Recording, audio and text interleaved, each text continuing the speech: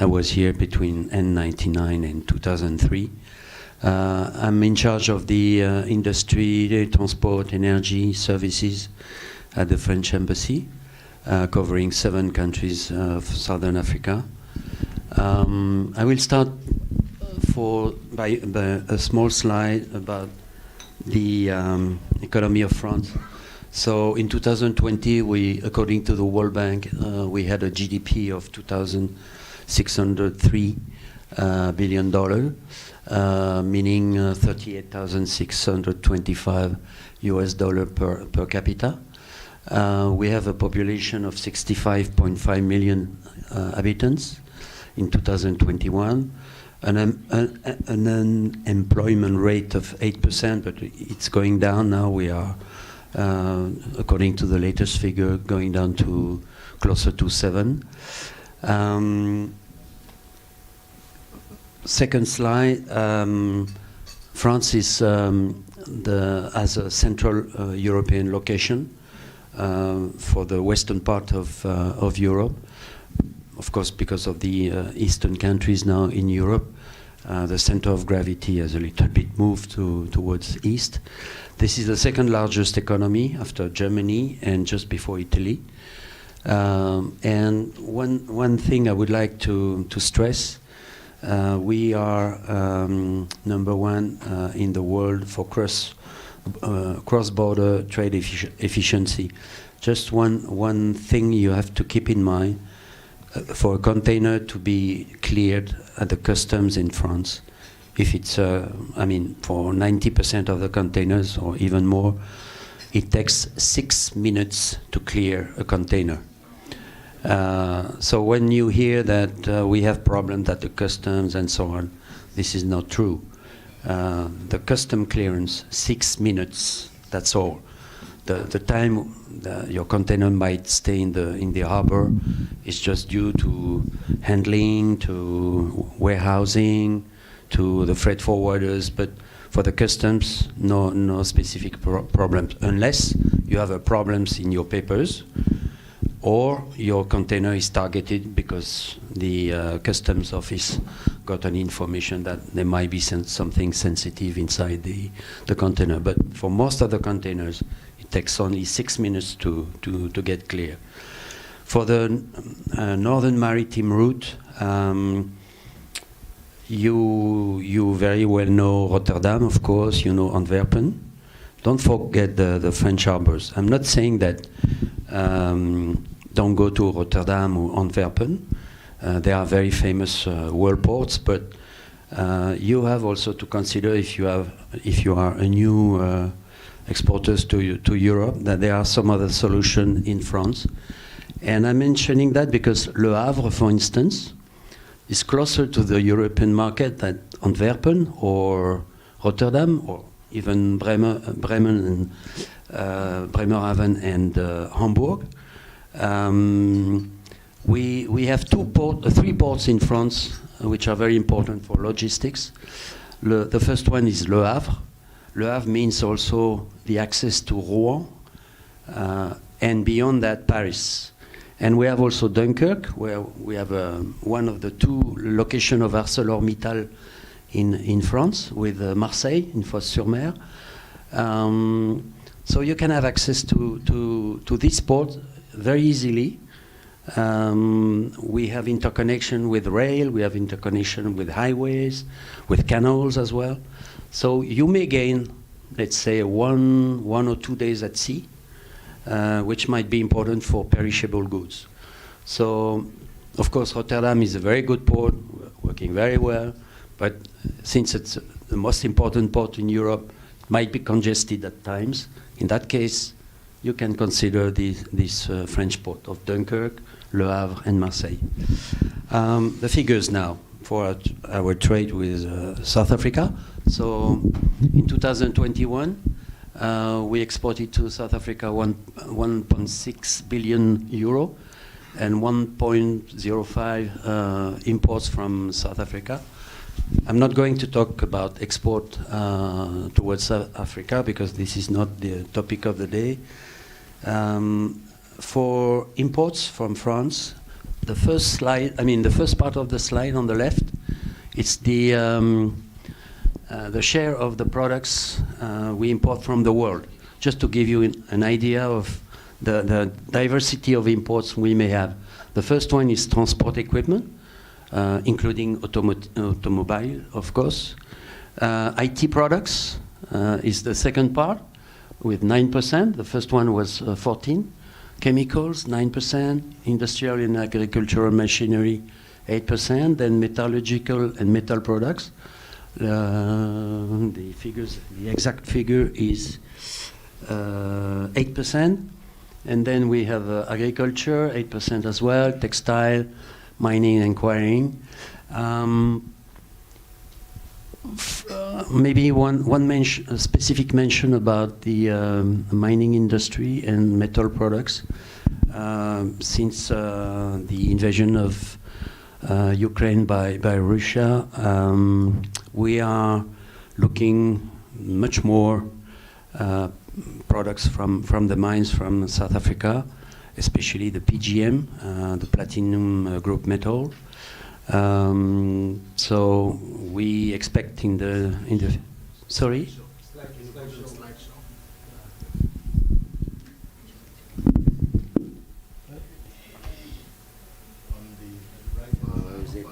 Yeah, got it. No.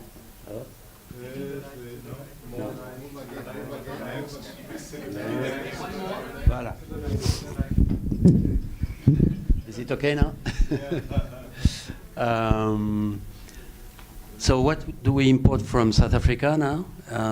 It's a little bit linked to the first one. Of course, the automotive industry. 34% of our imports are from that sector. The second one is mining and quarrying, so a lot of coal. We use coal for steel industry. We import iron ore, the PGM group, of course. So these are the main imports from South Africa in the mining industry. Agriculture, we import a lot of fruits, vegetables from South Africa as well, 16%, more or less. Metallurgical, 11%. And the food industry products, which are the transformation of agricultural products, 5%. These are the five main sectors.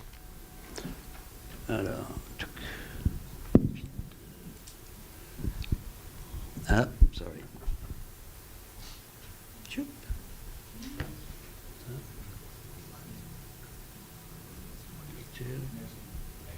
Yeah, coming.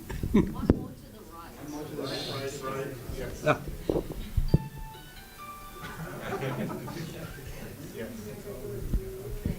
So now the slides coming from the study made by the EU directly for Eastern Cape, the potential for the future. Of course, you have a lot of vehicles and equipment for vehicles. Just one comment about that. Don't forget that by 2035, 100% of our vehicles will be electric cars. It has been decided just recently, except for some Italian cars. Ferrari, I think. You will still hear the sound of the Ferrari engine for some more years because they have some times to get adapted to it. But 100% of our cars by 2035 will be electric vehicles. So this is very important because this means that, for instance, Eastern Cape, the automotive industry here will have to be able to supply electrical vehicle to Europe. Then we have some hides and skins. I guess it's for the French importers of very good hides and skins from animals, for the leather industry, for instance. We have also some meat and mollusk, so cuttlefish, squid, and so on. Fruits as well, but not as much as in Western Cape. Waste and scrap of precious metals were also indicated here. Tobacco, I don't agree very much because I don't think it's an open market in France anymore. Tobacco is costing quite a lot, and we don't. For health reason, we are now targeting this specific product in Europe with a cost of a cigarettes packet very, very high. So these are the main sectors which have been identified. Automotive, product from animal for cattle, and fruits. Just to finish, don't forget also the possibility of investing. You have one famous company here in South Africa with one plant here in Port Elizabeth. They have decided to invest in France. This is Aspen. They have bought a company near Rouen. You remember I mentioned the Le Havre port, it's just nearby.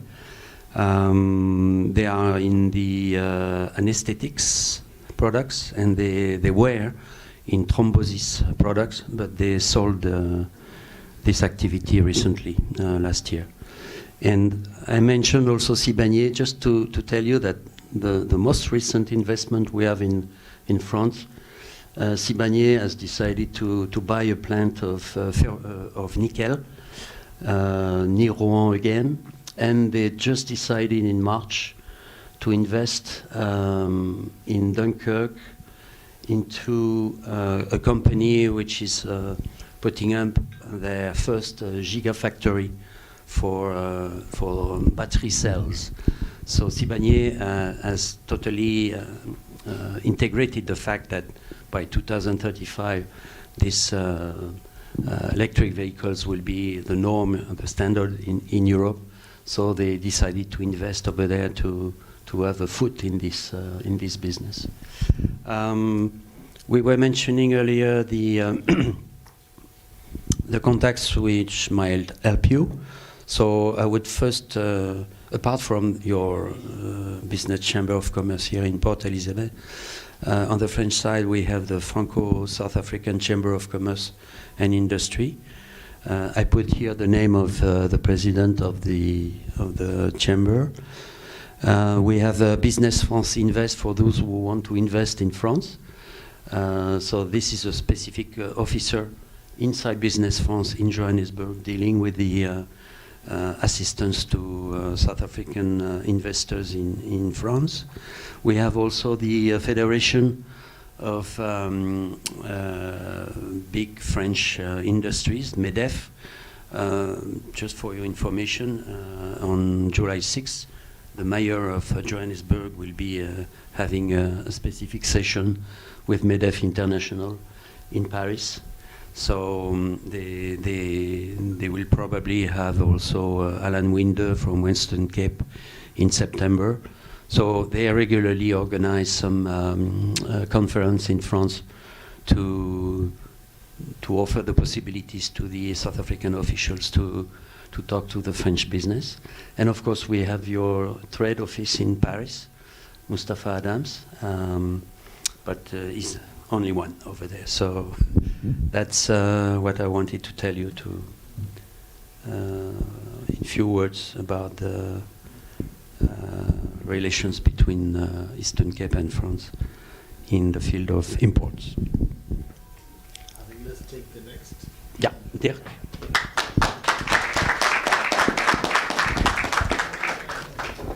You have your computer? Yeah. You have your computer?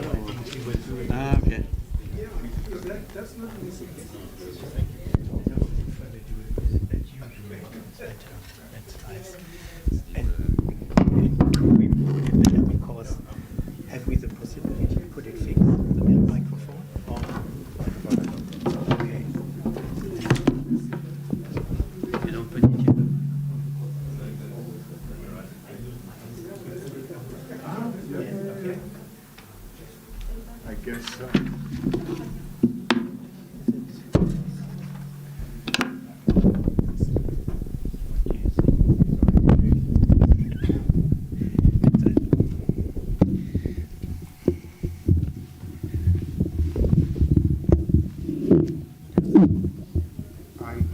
the Eastern Cape Development Corporation. Very proud, very proud.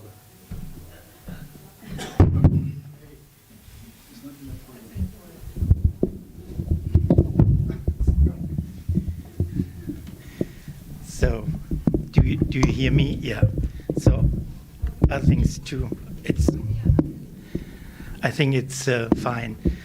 So, honorable guests, ladies and gentlemen, colleagues. So, my name is Gqebwrha from the German Embassy. I'm the economic counselor for economic affairs, and it's not mentioned, but I'm always tackling energy and now climate action. As you know, the new government, the Green government, put the climate issue into the Ministry of Economic Affairs because we are of the opinion to have business and climate together. And I think that was a good decision, and we can make a known seminar here on, which is my subject, major subject in a moment, is the just energy transition.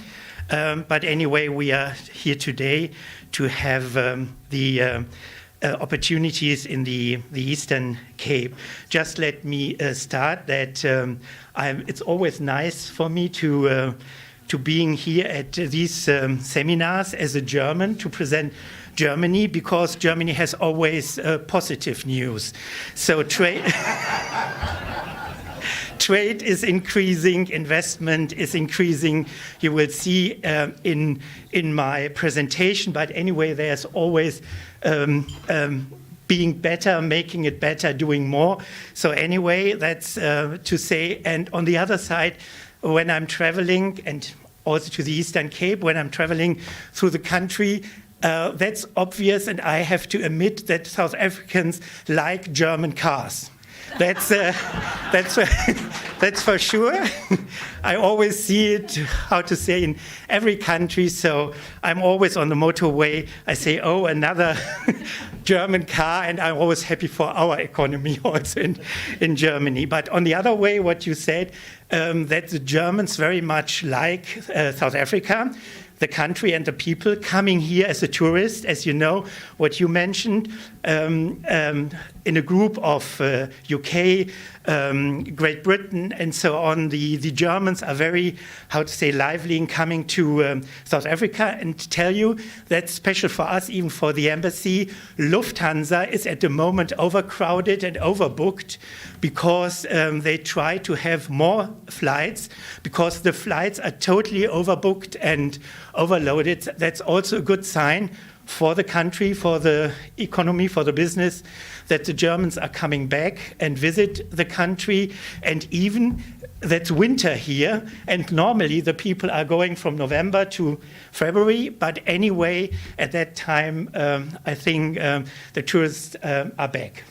So just begin with what the other colleagues said, a short fact sheet about Germany. You see the difference in the population, you have less, but interested for us two things. This is just to mention the inflation rate, and I think we have a lot of discussion with the South African government on that one. You see, and that's serious, so the inflation rate in Germany even increased from 3.1 in 21 to now to 7.4, and even it's going to 8 at the moment. And we have the same with South Africa. We have the central bank. We had someone from the German Bundesbank here, and you know the government set the limit here of 6% for the inflation rate. If not, your central bank will interfere, and I think we will do the same with the European Central Bank in Europe for the next time, in July for the next meeting. And this is really a problem, and it's caused by the crisis, Ukraine and Russia, this one point, and it's the same like in South Africa. The prices the prices increase, especially for fuel fuel and food. That's where the people in Germany are suffering at the moment. And the unemployment rate is moderate in comparison to South Africa. Next, please. And you see just what I think it's clear. So this is the contribution by sectors, and you see the services is the major part, and that was seen in other countries too, that we went from the industrialized country to have more services, and agriculture is only 1%. Next, please. Yeah, that's the good news. What as a third slide to say that the EU said, so from the EU perspective, 80% of import value is associated with 4 countries, Germany, Belgium, Netherlands, and Italy. And Germany, by far, with 41, is in front of this. And that what I would like to say is that Germany remains the largest export destination and will steadily increasing. The trade balance, as you say, that's for normal. I have the figures for 21 in the next slides, but you see, no, stick to that one. But you see that it was high, and we have 2020 with a pandemic, Corona. It just decreased a little bit. What you said also, but immense, that the South African trade surplus with Germany is so high, which was in 21 of 4.3 billion euros. And when we are talking about a foreign direct investment, so I think we are the biggest investor here with 6.2 billion euros. And as you know, 600 German enterprises, companies here are in South Africa and generating jobs. And that's, I think, in this province, I have to say that the German automotive industry is responsible for nearly 10% of the South African export. And then that's a huge, huge number. Thank you. We have the next one. Yeah, you see it a little bit trade in goods. And you see 29, it was high. You have the decrease due to the pandemic in 2020. And then now in 21, it's increasing, and it's still increasing. So that with a new one, and you see the trade surplus over there with 4.3. Next, please. Yeah, there you have just the main supplier countries in exports to South Africa. So you can see China, what is mentioned first, and then followed by Germany and the US. And we found Thailand also over there. So, of course, to the wool, I don't know. No, but this one next, please. Yeah, and what are the German exports go to South Africa? And the major is chemical products, followed by motor vehicles and parts, what you know, and machines and machinery and parts to that one. And that generates or is nearly 60% of that one. So it's very much, it's diversified, but it's concentrating to these 3 areas. Next, please. And you see, just to have it in a figure, and in a slide, you see the majority of these chemical, automotive, and machines, which is generating about 60%. Thank you. Next. And this one, the other side, what we are talking here, imports from South Africa, so leading China, followed by US, and then Germany. So you see with that one, even for the main exports or the imports from South Africa, from Germany, it's just a big figure. Next, please. So just to have the other picture, what are the import goods from South Africa? And you have first raw materials, and then you have the other, what we covered from the German exports to South Africa. You have also these motor vehicles, base materials, and machines and equipment that also leads to about 60%, and these areas are the most. I have to come back to 2 things, what you mentioned here, raw materials. Raw materials will play in the future for Germany, I think, a more positive or more important role, as you know, due to the war, Ukraine, Russia. we are not able to import raw materials from Russia. That means these deliveries are cut, and there was a high-level delegation from Germany just to talk with the ministry, DMRE, and the minister, how could we increase imports from South Africa to Germany, and William said it. So I think we are very much looking for platinum, palladium, titan, nickel, and all these things. So that area will, I think that might be an opportunity in the next, what also in the Eastern Cape is food. And that's interesting what you said. Food is in our overview is increasing, and the imports from South Africa doubled in food, because I would like to mention it. So the Germans like South Africa, the South Africans, but also wine and grapes. So this one is one of the highest thing in grapes and wine, and followed by the citrus, lemons and orange, and all these things. Next, please. Just for your to have to compare it, the left side and the right side, and you see these 3 or 4 major branches in the imports and exports. Thank you. Next, please. And I think that's interesting. It's from your company, and we had a look at is what are the top companies, South Africans, the German ones, and so that is, as you see, all the automotive sector, the chemical, BASF, and logistic.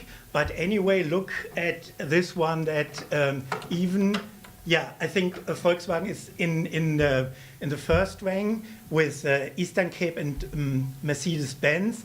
And you know, that was important for Germany. I was responsible in the ministry for investment and investment guarantees. And I don't know if you know that Germany stopped with investment guarantees for German enterprises because you resigned the bilateral investment treaty. And therefore, all the guarantees which a German enterprise take to invest in South Africa, and most of the small and medium enterprises go for this investment guarantees to have assured investment because they were reimbursed. And we opened these investment guarantees last year in December. And I very much remember it was the 6th of December. And 2 days later, Volkswagen made an investment of 50 million euros here, reinvestment in the enterprise here at the neighborhood. So that's something what I would like to show. And next, please. And that is also what is interested. What is the destination provinces, South African FDI, and you see the Eastern Cape at the third line. But anyway, look at it for the job creation in total and in the average. That is the Eastern Cape, one of the leading provinces on that one. And I think that's also a good sign. Next, please. Yeah, I will skip this one because we are running a little bit of time. You know, yes, you skipped it. But that one you mentioned, and you also, Roberto, said that we had, the German chamber had a survey on the economic climate. So there were 550 German enterprises participating. The response rate was 17%, and that's, how to say, a small picture of that one. How do you see the current economic climate? And that's from satisfying to negative. So, but it's 50-50 in someone. And the other one, development of the economy, positive. That's 32%, but no improvement will be achieved. And you tackled it at implementation. So you have all the master plans, you have the ideas, but the implementation might be for our companies difficult, and even keep the investment climate good for German investments. But anyway, and that's interesting, because the people, in sometimes the businessmen sometimes in the embassy complain about Black Empowerment Act, Equity Employment Act, and all the burdens. But anyway, that's a good sign that 80% they are planning additional investment in the next years and even creating new jobs in that. So that might be also, I think the German enterprises, like other countries, I was before in Argentina, that's similar, that you have a up and down in the community, but the German enterprises presented here stay in the country. And I hope this one will follow. Next, please.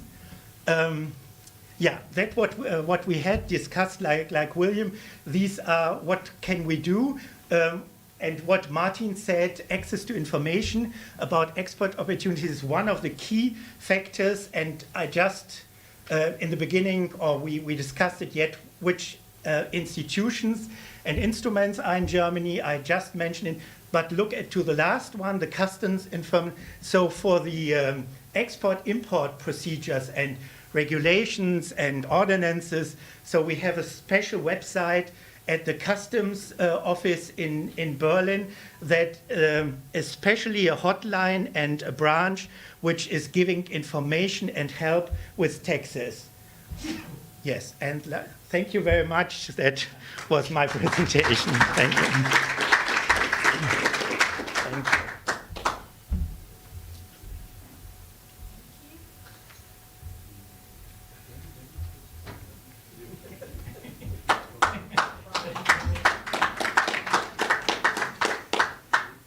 Thanks. I will start by introducing myself just for the second time, but saying maybe a little bit more. My name is Giulia Casagrande. I'm the head of the commercial office at the Italian Embassy in Pretoria, and I also cover climate and energy. I came to this country like 11 months ago, so it's almost a year, and so far it's treating me well. Yeah, so please. I just want to present a bit Italy as a destination market for South African companies to explore the opportunities available and the untapped potential. So I would like to start just with a general overview of statistics on Italian trade from a very broad perspective, and then going deeper and deeper into the statistics for the specific areas of Africa, Sub-Saharan Africa, South Africa, and then the Eastern Cape, also based on the EU data. So in the first 4 months of 2022, Italian exports registered a growth of plus 21%. That's at the end of the chart. I'm not sure that you can see the charts and the digits from there, but I will be happy to share the presentation maybe through the organizers and the EU. Plus 21% in the first 4 months of 2022 as compared to the same period in 2021. And its imports grew 42% in the same period. And Matthew, thank you. Yeah, I'm just going through these tables quickly because, I want to stick in the time that I was given. But Italy's position on world exports is we are the 8th exporter worldwide and the 11th importer worldwide. Next, please. So just to take a little bit of a closer look at our main exports, we can see that Italy exports primarily pharmaceutical and machinery. I'm pretty sure that you cannot read, but I can tell you. Oh, okay. Then auto vehicles and clothing. And next, please. The main products that we import are natural gas, chemicals and fertilizers, petroleum, steel products, and precious and other non-ferrous base metals and nuclear fuels. Next, please. So to take a look at the areas of destination of our exports and the origin of our imports. So this is not the whole table, obviously. I just wanted to highlight Africa. We see that in 2021, we exported to Africa for a value of almost 18 billion euros. That's in red. Among which 12 billion were exported to Northern Africa, and only half of that in Southern Africa. But even more importantly, maybe the origin of our import from Africa in 2021, it's 25 billion euros totally. That's the digits in red. But only 7 billion of that were from Sub-Saharan Africa. So I see untapped potential here. Next, please. So South Africa is the sixth country in Africa for origin of our imports. And the ranking, as you see, is again dominated by Northern Africa. And the products that we import from Africa, we have mainly minerals, metals, coke and refined petroleum products, and textile products. And next, please. Yeah, the Italian export to Africa. We have South Africa as the third destination in the continent. And as exports, we find, again, coke and refined petroleum products, machinery and apparatus, base metals and metal products. And so as we've seen, South Africa is our first partner in Sub-Saharan Africa. And that weighs for roughly 46% of our export in the area.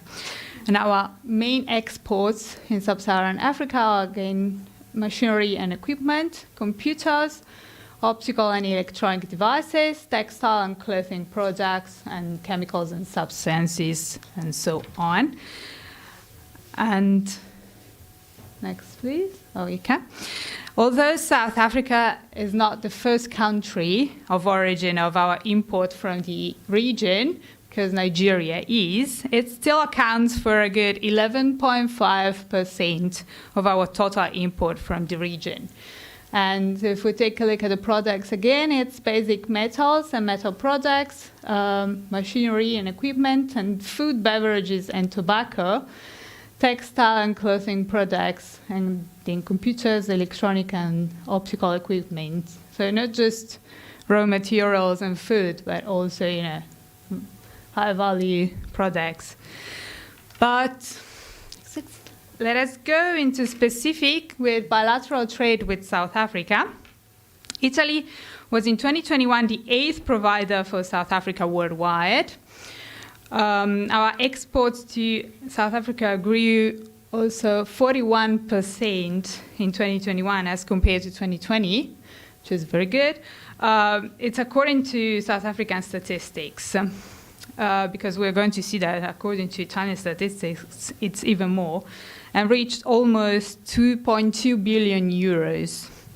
And the main commodities we exported to South Africa are nuclear reactors, boilers, machinery, and mechanical appliances, and mineral fuels and oils, electrical machinery, and pharmaceutical.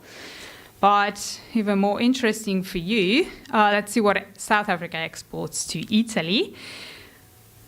In 2021, South Africa exported to Italy for 1 billion euros, and iron and steel, other metals, fish products, mineral fuels and oils, and textiles were the main products exported. Now, if we take a closer look to the most recent stats, that is the first 4 months of 2022, your export has already reached 423 billion euros. And if we look at commodities, cereals exports are growing. That is surely imputable to the current international situation. But as we said before, according to Italian data, the total trade grew 45.5% in 2021 as compared to 2020. And the Italian exports to South Africa grew at 49.3%, so not 41%, which is very positive for us. And Italian imports from South Africa grew at 41.2% in 2021, as compared to 2020. But let us go on. Okay, so quickly, this is a new website, a communication campaign, actually, that the Ministry of Foreign Affairs launched to promote Italy this year. And yeah, so the web page shows this area as like the priorities for Italy right now.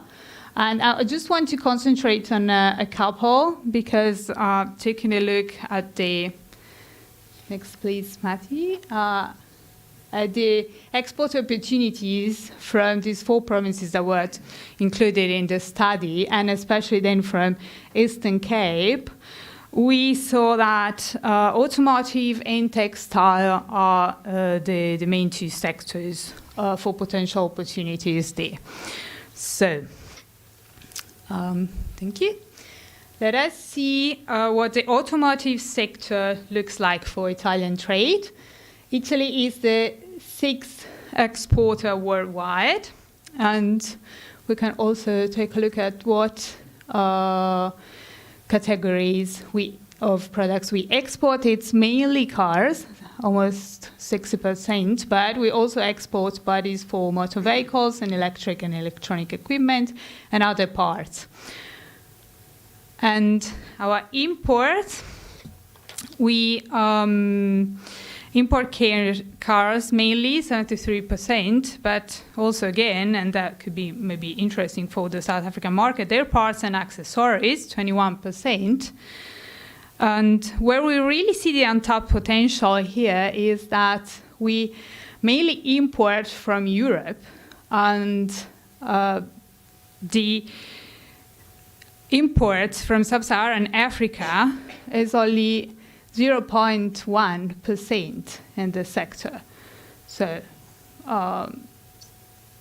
South Africa has quite a strong automotive sector. It's among the first sectors ranking for your exports, so there's some untapped potential. Next, please. Thank you. Second sector I wanted to consider is the textile sector, because Italy is the 2nd world exporter of garments and apparel. So I'm sure you heard about our fashion sector. And 4th for textiles. Yeah, next please. Okay. But again, and Martin said that before, none of our providers are from Africa, and not even from South Africa, which has such a good raw fibers production like wool and mohair and cotton. And sub-Saharan Africa accounts only for 0.5% of our imports in this sector. A lot of it is from Asia, we can see, as has been said before. But we know that there are niche of excellent production of raw textile materials in South Africa, so the embassy started last year the project Fashion Bridges to create a connection and trade opportunities between Italian and South African companies in this sector.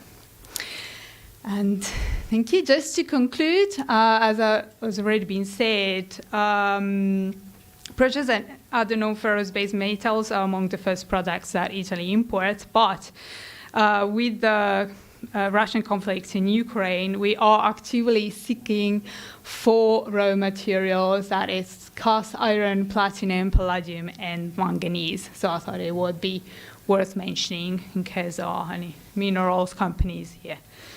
And thank you very much. If you want to know more about trade opportunities, there is the commercial address for the embassy, pretoria.commerciale@s3.it, but I can also give you the contacts of the Italy Trade Agency that I mentioned and the Italian South African Chamber of Commerce if you're interested. And yeah, the slides will be shared, so maybe you can take a closer look at the data. Thank you.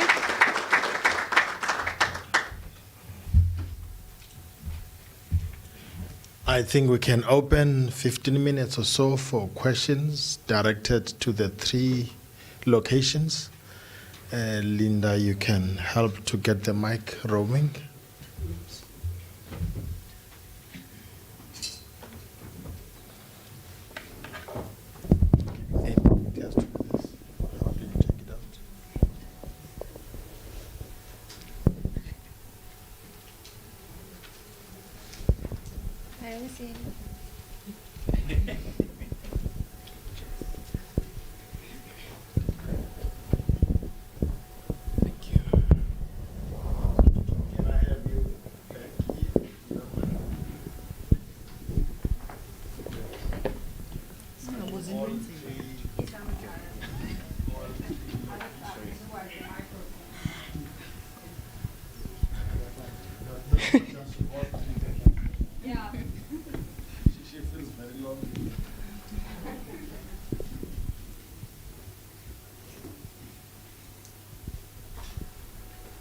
Thank you very much.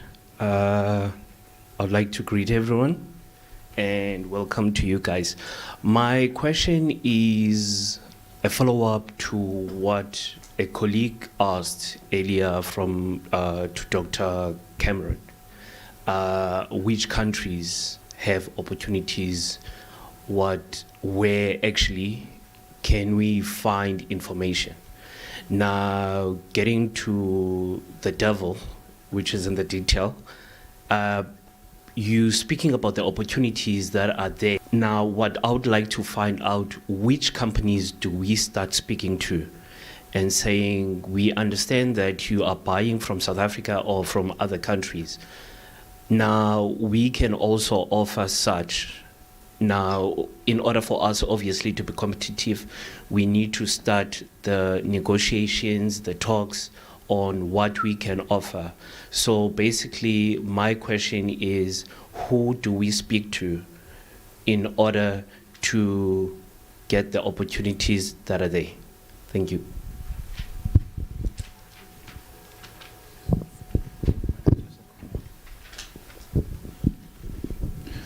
Good morning. Thanks very much for the presentation. I think mine is just a comment and then understand that it's a rhetoric question. You are saying that the outlook in terms of for Europe is for automotive is going to be electrical implementation by 2035.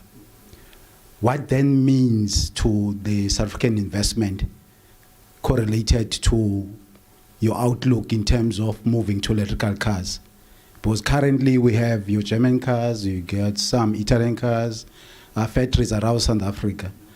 In terms of investment, are we going to aligning the pipeline in terms of that, and then the current outlook in terms of South Africa?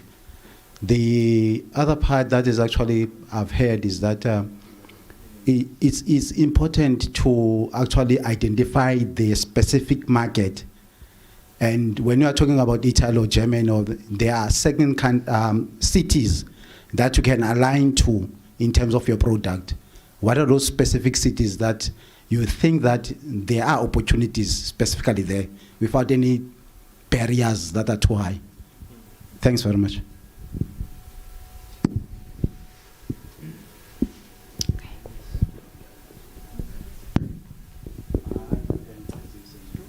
Sorry. Afterwards. For the German cars again. Talk about the automotive. No, the first question, what you said, the first contact, I think I have to stick what I said before. The first contact here is the chamber. I think for us, or for the South African companies, and they have all the contacts, and they made all the seminars on the opportunities. And the second, and they are situated in Joburg together in the same building. That is the Germany Trade and Invest. And I think they have special surveys, publications on special branches, and mentioning all the companies in Germany. So we had to look, even we from the embassy, we asked the chamber that we need a list of all the companies in Germany and here working in the mining sector. And so we have all the data. The chamber has the data. Germany has the data. I think the connections, the first way is my recommendation is the chamber and the Germany Trade in Invest. And the second, just with the German cars. And as you know, yeah, that was the EU decision. But you know, as Germany, we made a special, how to say, link that the normal cars are not exempted in the EU negotiations, that we, even from the green side, that we have to have the opportunity to have green fuel also in normal cars and not go to electrical cars. It's from a political thing. I think that's important for Germany and the change. That's true. We have to make the change. Volkswagen, Mercedes-Benz, all the one have made the decision, and we are going often to Volkswagen and speak with the people. And yesterday there was a sales manager in Pretoria, in the embassy, and I think that's a heavy task. And the change, how we mentioned, so that's better explained from the companies, but what they told us is, I think the, what to say, it's complicated for the German producers here to have the right distributor. So I think the problem of South Africa is that you need distributors even for batteries and everything, and in the moment, that's difficult to find. The solution is that we put the batteries by ship or plane here, but then the CO2 is very bad at the end. But this is one of the tasks that we have to challenge the distributors, and that's totally linked with the black empowerment things and local content. I think that's linked together. But for the moment, William? Yeah, I may add that for the French companies supplying the car manufacturer, German car manufacturers here, among others, we have Valeo and Faurecia. Part of their business will remain, because in a car maybe you will still have a steering wheel, you will have seats, you will have dashboard, and so on. So they will have to adapt for some specific products, like exhaust pipe, probably. But at the same time, they will have to work for the battery cells. So probably the business will remain there anyway. Of course, the decision is for Europe only, and I guess that in the rest of the world, this is not decided whatsoever. So there will be probably also some engine cars with diesel and petrol for some other destination. So I think the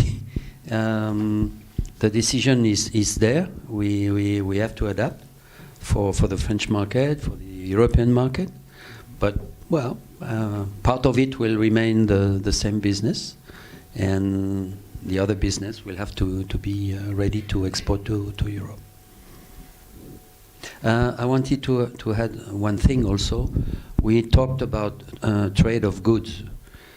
Of course, services is not covered by the EPA, but don't forget that business also with Europe means services. France is 78% of GDP in services, and Germany is 80%. I guess Italy is more or less the same, or maybe a little bit less.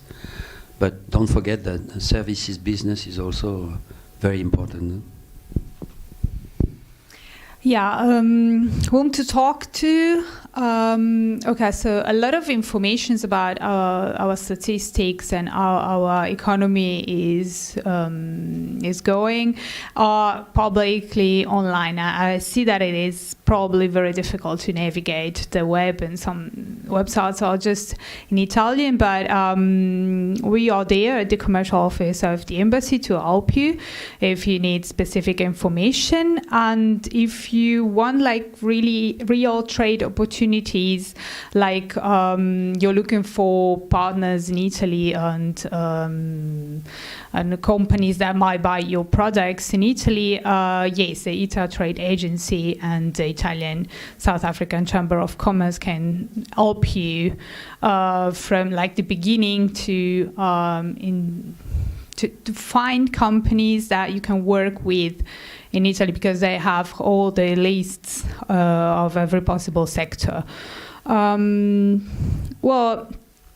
for like the energy transition, I think that it's not just electric cars. I mean, it's also renewables, and it's not just a decision by the EU to shift to electric vehicles. And it's going to impact the rest of the world, because I don't think that European companies will invest in carbon-intensive products in other areas of the world. Maybe at the beginning, but eventually they will have to choose to sustain like a solid stance in favor of energy transition and against climate change. And also, the president of the South African Climate Commission a couple of weeks ago at a conference, Mr. Over, he said that South African products are the most carbon intensive in the world, like more than China and India. And that is a problem, because in a few years, maybe there won't be any more markets for that, because like countries will, they will take a very solid stance against climate change and how to, reach the zero carbon emission target by 2030. So they will have to make a choice to buy products, and maybe the people will do that as well. I mean, I hope so, that they will start only to buy products that are like zero carbon emission, for example. So this is a change that South Africa has to invest into, because that's the future. I mean, I don't think that investment in carbon intensive sectors and products are sustainable in the long term. So, yeah. Okay. Any questions?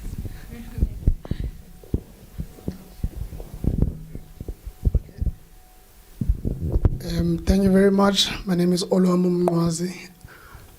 On the last question about carbon emission, I see that both Germany in particular records the jobs that are created by German companies in South Africa, which is VW and I saw the Mercedes-Benz as well captured there.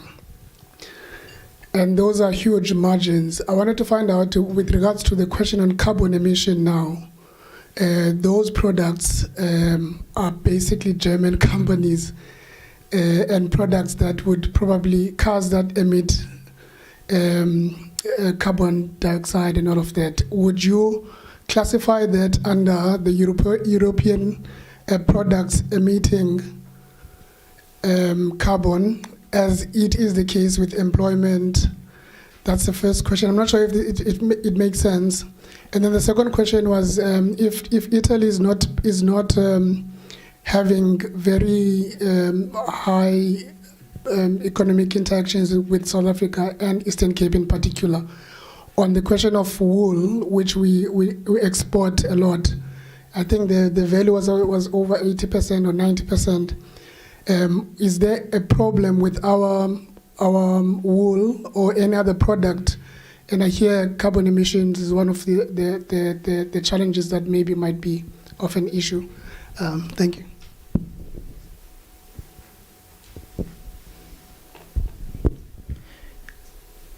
A very good, I think it's afternoon now. Very good afternoon to you. I've got two questions, I think. My first question is on the import regulations. I'm helping clients of mine. They're exporting timber out of South Africa to the international community. Now, my question is, when the timber goes into the European community, should we be looking at the compliance that is going to be a blanket approach across the entire EU community, or the import requirements for this timber or honey? Is it going to be either commodity specific and or country specific? Right? That's my first question. Second question is, I want to understand the ease of doing business in the target markets in EU. If I'm exporting my clients' products in South Africa into the EU community, and I wish to open an office for all those exports that we're sending to the EU community. Now, how easy is it for our company to have an office in those countries that is going to receive the exports out of South Africa, have them de-staffed and or deconsolidated, and vice versa? Thank you.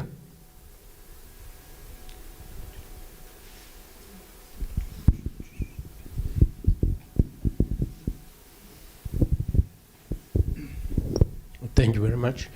My name is Treasure. I've got two questions. One is we want to understand in terms of green energy.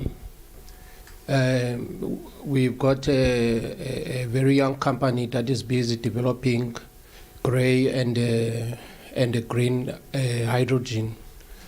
And we want to know on that, is there any developmental programs that we have to assist? Because as you know, SME companies coming into that space is very expensive.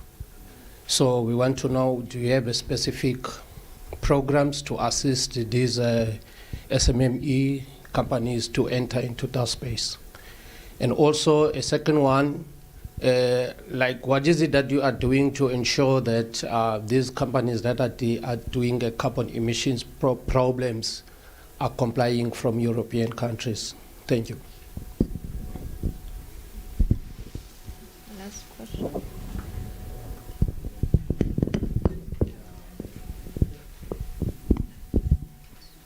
Yeah, maybe I can answer about the wool question. We have been in touch with like Cotton SA and Wool and Mohair, say, to also figure out what the production is like. I don't think they comply. I mean, there was also a study by the EU and a study too in Italy and Belgium. Most of them, they do comply with regulations to access the EU market. But I don't know. I think they just don't stand so far the competition of the Asian countries. So that is something that, I mean, maybe the companies here can work on and like to augment production. And yes, I know it's difficult right now. We heard everything about containers and how difficult it is, and the petroleum price is only going to make that worse. But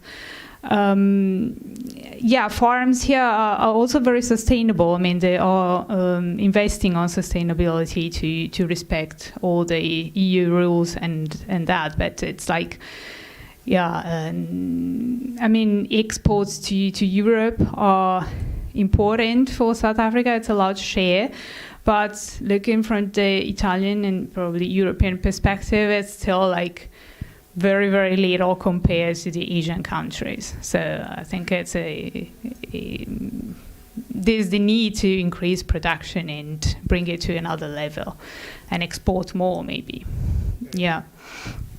Julia, if you allow me just on this, because I think this is very important for Eastern Cape as well. Indeed, we made a study when we were talking about the value chains, the creation of value chains. Together with Matthew and the project, we went into the details of the value chain on natural fibers, cotton, wool, and mohair. And the key competitive advantage of South Africa was exactly that they were following sustainability rules. There was, so quality-wise and sustainability-wise, they were complying with the main standards also in Europe. But the key shortcomings were, one, the competitive edge, because truly, compared to Asian countries, South Africa hadn't yet reached the competitive edge price-wise, but also because they didn't see the opportunities.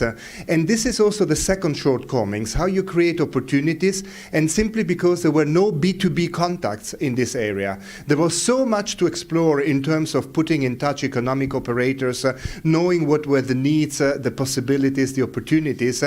And that was leading, we had the study tour, in Italy and Belgium were the two targets. And again, there, these economic operators of South Africa realized that some technical specifications to meet were not that there. So you have, for instance, if you want to have a mohair wool, it's not the same natural fibers you have for a sweater, for a trouser, or for something else. And in Italy, for instance, they were explaining exactly which kind of technical specifications they needed to meet in order to sell the fiber. So, long story short, more B2B contact, more discussions, more networking was necessary. Sorry, Julia, just to add on this. Oh yeah, thank you. So you could explain better the EU study tour. No, and I was over on textiles, but yeah, I think that I wanted to add something about renewable energy. Like we have Enel Green Power here, which has like 9 power plants in South Africa, both from wind and solar, and it's like the biggest private company in the world producing renewables right now. I have the new data, and I think that's very good that they came to South Africa, you know, like in 2011, I think. I might be wrong about that, to invest here. So you have such good natural endowments in this sector, and you should really, target that sector as one way to draw investments here. Because I think that companies are coming. Like Enel came here, and probably German and French companies do the same. There's great potential in that sector here. Yes. But maybe you wanted to say anything about the jet? I try to. You want to say something about jet? I know, because I'm not. Okay. 2 questions. The first one, the information. I think we have a presentation just after, so I think for the first information access, I think it's better to wait for the presentation of Darren.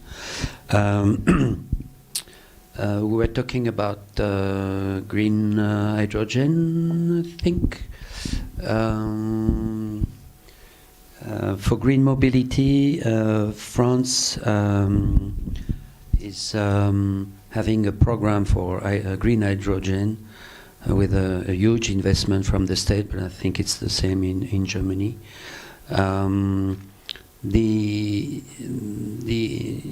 The trend we have in France is more to have local production in France of hydrogen, which is not the case of Germany, because they need much more hydrogen that we need. Don't forget that we have a huge nuclear energy supply. So green hydrogen for France would be in particular for municipalities, buses, for transportation, heavy transportation. That's the main orientation for Germany. I think maybe. Yes, thank you very much. One question, and what you had, but honestly speaking, I do not really know the answer. What is the carbon counted here in South Africa from the automotive industry or in Germany? I don't know if someone knows it, but I could imagine from the legal, because it's, how to say, under the German umbrella, but I think they are independent South African entities here. And I suppose that that will be counted here.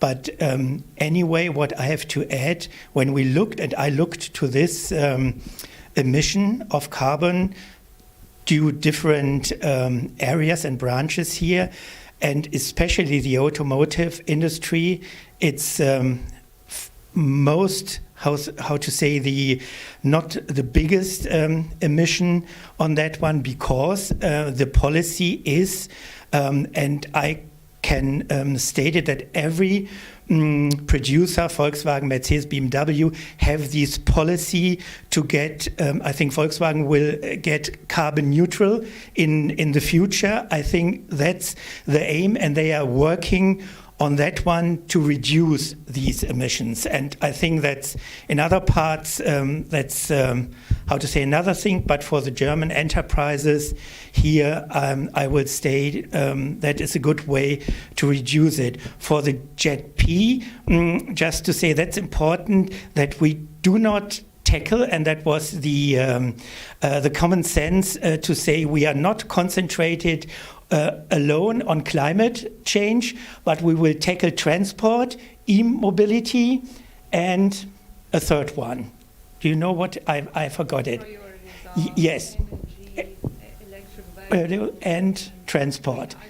And green hydrogen.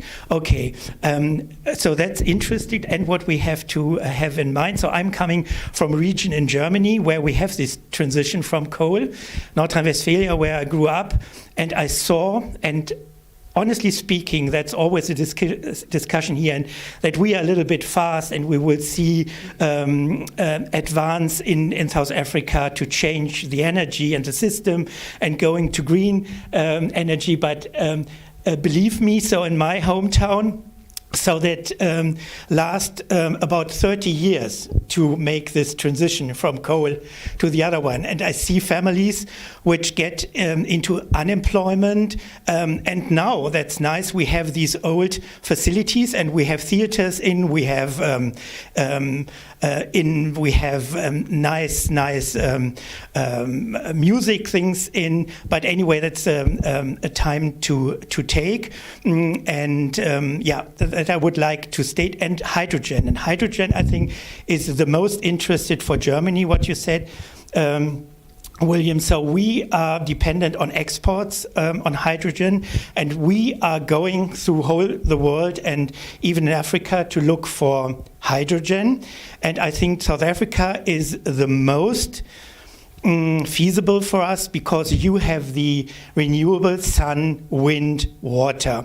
And what I have to state is the politics in Germany and the policy is to have green hydrogen. So we are not going for blue or gray hydrogen, so we have to go to green hydrogen. And the basis is good, I think, and we started.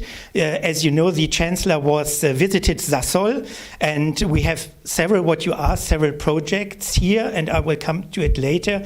And so he introduced a project to produce green air fuel for planes, and I think you have the techniques and the technical conditions with the Fischer-Tropsch technique. So you have the environment, wind, sun, and water, and you have the technique to produce it. And I think this is the future. And believe me, there were in this year 56 companies coming from Germany, coming to the embassy and looking for opportunities for hydrogen. And a little bit they are looking to Namibia. They were a little bit faster on that one with the investment, but anyway, you have the same conditions as Namibia with the circumstances on that one. And for support, I think we have, like France, these huge hydrogen strategy, which is count to 5 billion euros in Germany. And this is, you're right, this is more or less for German SMEs and enterprises to invest and get money. But on the other side, the development, economic development branch in the embassy supported from or had money from this